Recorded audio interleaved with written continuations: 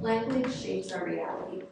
The people in power know this, and the people who aren't in power use creative ways to use language.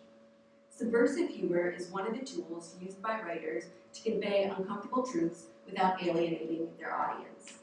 As a medical humanities researcher, I'm drawn towards this type of writing because of the unexpected narrative it reveals. Like a work of art by Banksy that contains a clever twist and leaves you thinking about its layers of meaning. My research asked the question, what do medical memoirs written by American women using subversive humor have to tell us about their lives in the 21st century? To answer this question, I break it out into 3 smaller research questions. How are writers breaking ties with the past and moving beyond taboos? How are they forming new communities based upon previously undisclosed experiences? And how do they want to shape the future, both for themselves and for society at large?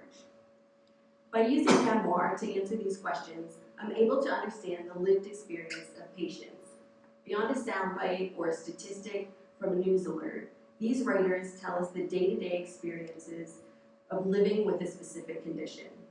And by using humor in their writing, they're able to convey their own truths about a certain condition, rather than what they've been conditioned by society to feel. My research has found that it does take a certain amount of privilege for women to write humorous medical memoirs. If you're coming from a community that doesn't speak openly about women's health, then you're unlikely to joke about those topics with your peers, and you're even more unlikely to write a book about your thoughts and share it with the world at large. And yet, there are writers that are breaking these barriers and sharing those stories that for far too long have been remained silent due to shame.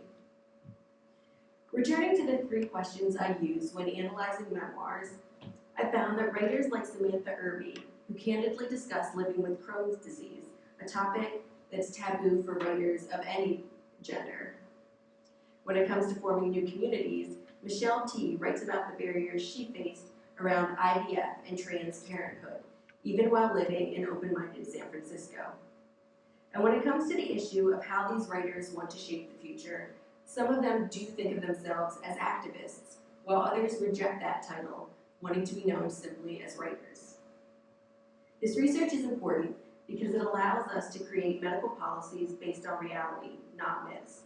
It gives us deeper empathy for other people's complex medical conditions, and it provides an opportunity for us to be honest about our own medical realities, casting off shame and taboo. It isn't about changing the narrative, it's about expanding the narrative so that everyone can be heard.